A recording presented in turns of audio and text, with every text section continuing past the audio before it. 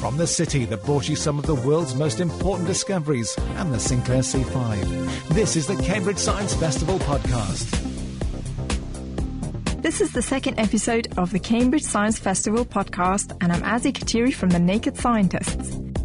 In this episode, Carol Vorderman joins us to talk naked science. They decided that to be steam-propelled would be far too dangerous, so they put a mini jet engine inside the sheep instead. Ben Vassler finds out if you really do prefer your science funny signed up. Oh, yes. So it's nice to see a light-hearted approach in something like this. Oh, yeah, definitely. Having done a PhD, people take it much too seriously. Sabina Miknovich talks to a young explorer about their DNA. DNA is basically you. You can't really make another one of yourself without DNA. And we'll also reveal what makes a patent official do this. I'm horny! Come and get it, ladies!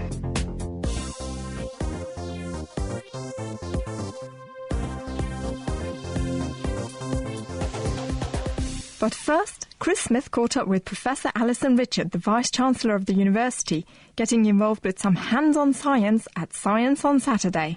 I'm Alison Richard, Vice-Chancellor of the University of Cambridge. I think that the Cambridge Science Festival this year is brilliant, but then of course it's brilliant every year. And how do I know that? You just walk around and look at the faces. The kids are totally intent, but it's also the volunteers who are completely intent talking to the kids. There's just an engagement. Complicated things are made simple and explicable, and even people like me imagine for a brief moment that you actually understand some of this stuff. Now, science festivals are a way of conveying the interest and the magic of science and making children imagine that they could do it. How many people will Cambridge University probably accommodate over this science festival? It's a lot, isn't it? 20, 30,000, I think, or something like that. I mean, it's many tens of thousands of children and their parents. I mean, let's not forget the parents and the grandparents. There's every age is out and about today, and I see grandparents as entranced as their grandchildren. I have a question for you, because I've been failing to get the answers right on many questions this morning. Do you know how many bones there are in the human body? Adult or baby? Adult. 206. Oh, naked scientist, you know it all. One of the other answers was 348. Now, I'm a biological anthropologist, and I got the answer wrong. So it's never too late to learn, and that's I think that's probably the sort of the message for the grown-ups here. You know, you can always learn more. I can't tell you how relieved I am that I could answer that question, actually, because my cred was surfing on that. Brilliant, that's brilliant, naked scientist. I'm impressed. Now, what's this very interesting, colourful thing? Well, this is the structure of DNA. It's the double helix. It is also a kind of molecular origami. I folded paper to make this. It's hard to describe it if you can't see it, but I'm very proud of it, and it's going to go home and sit on my mantelpiece. It's fun to make it. And again, to me, this is the embodiment of this festival, that it's taking very complex ideas, turning them into something physical that you can actually do and take away and think about, and that's great. You must have quite a collection of these, because last year when we were here, you were walking around with a giant pink balloon that you were telling me was some salmonella. It was not a giant pink balloon at all. It was a bacterium. And I've forgotten what the species is, but it was definitely a bacterium. And the year before that, I built a robot. Maybe you don't remember, but I still have that, my robot car. So it's great. Where are you heading off to next? Now I'm off to the University Centre, where there is a crane construction challenge. I have no idea what that means, but I'll go and find out. It's the first year that we've included the University Centre, and it's just a measure of the fact that the Science Festival becomes more and more popular with every year. So we've tried to expand it. I think that the next thing is to try to take it out on the road more. We should be doing everything we can to reach out. There is a problem, there's a challenge getting children interested in science. This is a way in which the university and the staff of the university volunteer to make a difference, and that makes me very proud of Cambridge today, I have to say. Thanks, Alison. Now, Dr. Mark Looney is a patent official, but nevertheless he still manages to pack a full lecture theatre and make people laugh. We sent our own Mira Centilingam to find out how. I've heard some pretty interesting things about the way Dr. Mark Looney likes to get physics across. He's one of the headliners here at the festival, so let's see what all the fuss is about. Hello, Cambridge! My name is Dr. Looney.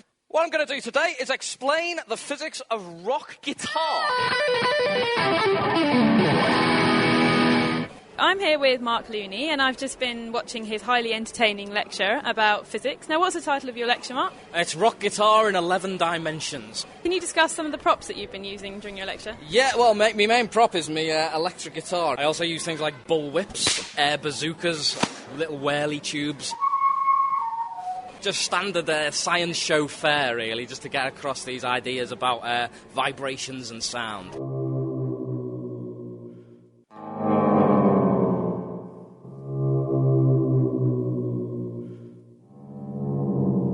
The mating song of the blue whale can travel hundreds of miles underwater. In fact, before ship engines came along, two whales might have been able to hear each other almost anywhere in the world. It's so much louder than a jet engine that it's like comparing a jet engine to someone shouting. I'm horny! Come and get it, ladies! You use your guitar quite well to explain vibrations in water.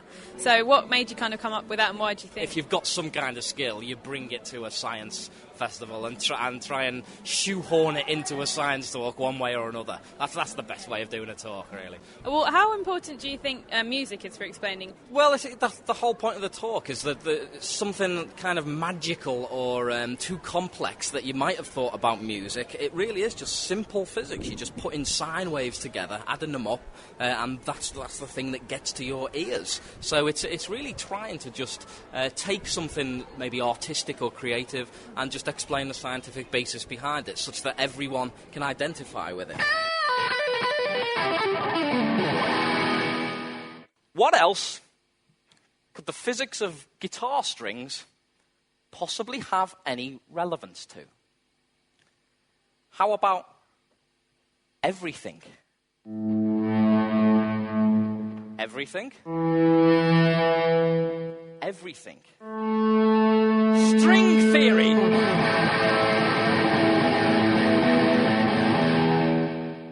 The theory that all the particles in the universe are the different harmonics of the same tiny strings.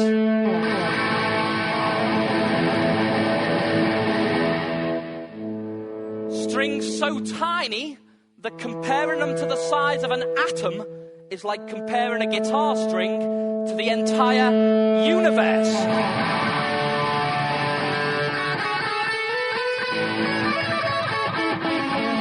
It could be that the universe is made of music. Or it could be a load of bollocks, I don't know. Why do you think it's important to encourage people to get interested in science now? Well, people say I'm passionate about science, but I don't know whether I am or not. It just seems obvious to me to try and explain your place in the world, explain your existence even.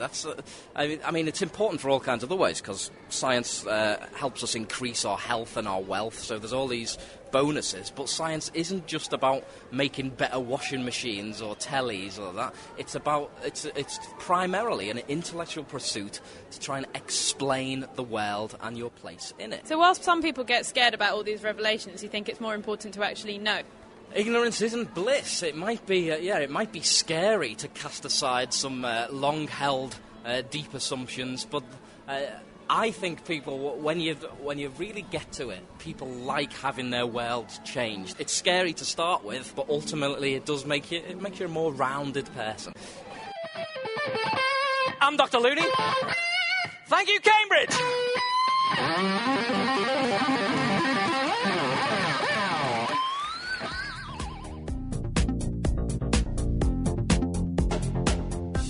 The Naked Scientist's Crazy Facts, number 12. Did you know the call of the humpback whale is louder than Concorde?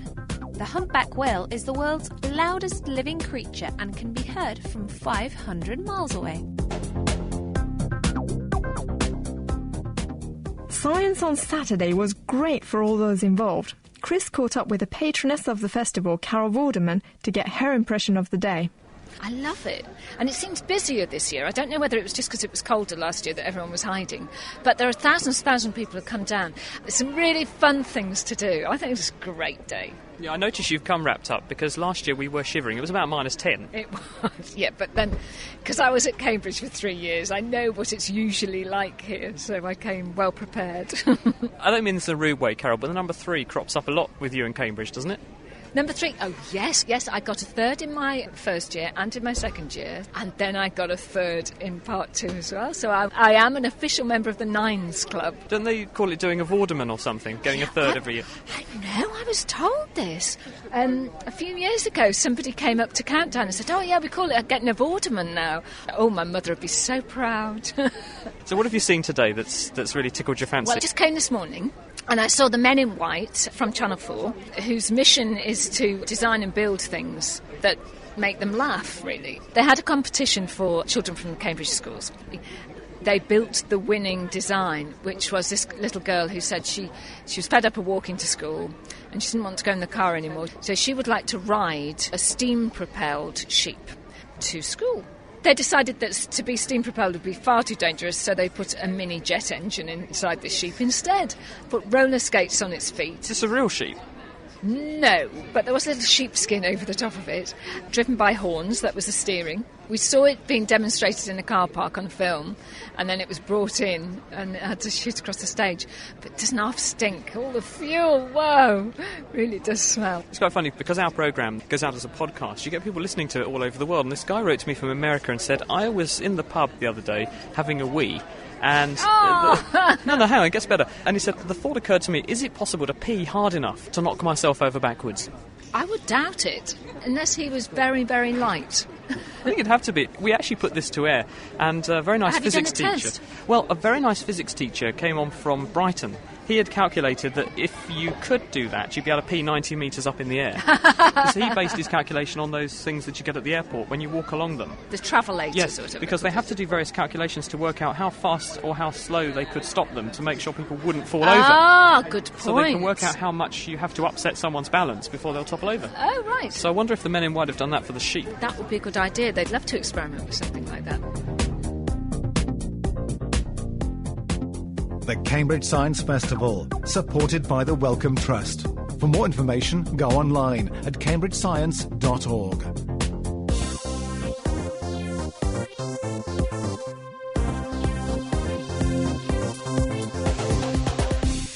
One of the aims of the festival is to make science accessible for the younger generation, so there are loads of hands-on experiments to let children have fun while learning.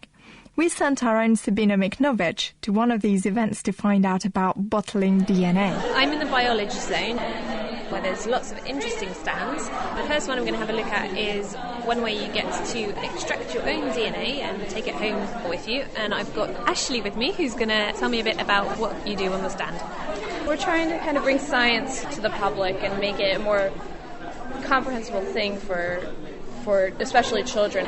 DNA and genes are really hard for little kids to understand because they can't see anything, it's just pictures. So we have them do cheek swabs so we can extract cells, and then when we break open the cells, so then eventually we can precipitate the DNA so you can see it. So it brings the principle of double helix and how genes make you into a more viewable form. What's your name? I am called Charlotte and I'm 9. And you've been on this stand here extracting your DNA. Yeah. And why did you want to do that? Because I wanted to see the little strands of my DNA. Tell me a bit about your DNA. There's one little strand which is about 1 centimetre long. Oh, wow. And it's completely clear. Have you learned anything about DNA and what it does, what it is? Well, I've learnt that it's very small and that DNA is basically you. You can't really make another one of yourself without DNA. Simon, aged 8. You've been on this stand extracting your DNA. Yeah. What have you done so far? I've made one of them, but it fell over before I put on the lid. Oh dear. Are you going to have another go? Yeah. Brilliant. And what have you learned about DNA? It's everywhere. In people's bodies, animals, plants, almost everywhere that lives. Did you know that the Cambridge Science Festival is the largest free science festival in the UK?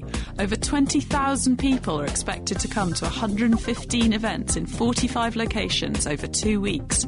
There are 100 event coordinators involved, relying on 1,000 volunteers to run all these fun activities, and we cover everything from archaeology to zoology. Now, how do you like your science? Hard-boiled or funny side up? We sent Ben Vassler to meet Mark Abrahams. He's a Guardian columnist and also the host to the Ig Nobel Award ceremony. He definitely likes his running. Most prizes are for the very best of something or the very worst of something. Best or worst doesn't matter for the Ig Nobel Prizes.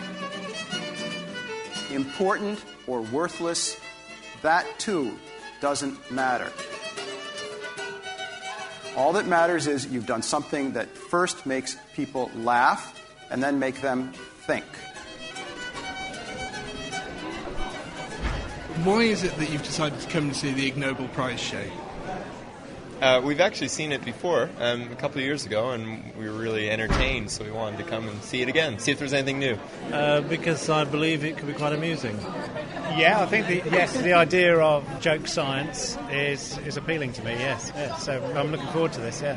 The Ig Nobel Prizes are given every year. We started doing this in 1991. We give 10 of these a year. Now, because it's an awards ceremony, there are lots of people who have to give speeches. They're always asked to keep it very short, but everyone has a few extra things they want to say, and before you know it, it's the next day, and somebody's still talking. We used to have that problem, but we don't anymore. We solved it with something we call Miss Sweetie Poo. She's a really cute 8-year-old girl. Whenever Miss Sweetie Poo feels that someone has talked long enough, she walks all the way across the stage up to the person who's at the microphone, and she says to that person, "Please stop. I'm bored. Please stop. I'm bored. Please stop. I'm bored. Please stop. I'm bored." And it works. Do you think we're a bit too serious about science? Yeah, I think we are quite a bit of the time. I think this is a good example of how it should be. Oh, yes. So it's nice to see a light-hearted approach in something like this. Oh, yeah, definitely. Having done a PhD, people take it much too seriously. And now, very quickly, here's a look at the most recent Ig Nobel Prize winners. The Ornithology Prize was awarded to Ivan Schwab and the late Philip May for exploring and explaining why woodpeckers don't get headaches. The Ig Nobel Peace Prize, which some consider the most prestigious of the Ig Nobel Prizes, was awarded to Howard Stapleton of Merthyr Tydfil for inventing an electromechanical teenager repellent. It's a machine that makes annoying, high-pitched noise that can be heard by teenagers, but probably not by older people. He was honored for a double achievement. The second part was to take that same technology and sell it to teenagers in the form of telephone ringtones. So the teenagers can take their telephones to school and receive telephone calls without their teachers being aware of it. The Ig Nobel Mathematics Prize was awarded to Nick Svensson and Piers Barnes for calculating how many photographs you ought to take with a group of people so that nobody's eyes are closed. The Ig Nobel Literature Prize was awarded to Daniel Oppenheimer for his report called Consequences of Erudite Vernacular Utilized Irrespective of Necessity. Problems with Using Long Words Needlessly. The Ig Nobel Medicine Prize was awarded to Dr. Francis Fesmeyer of Tennessee for his medical case report called Termination of Intractable Hiccups with Digital Rectal Massage.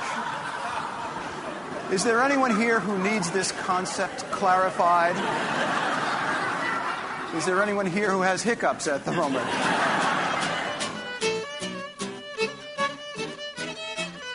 The Ig Nobel Awards show was great fun. The guest speakers covered such strange and fantastic topics such as famous dead birds and 17th century buskers and the perils of having too long a penis.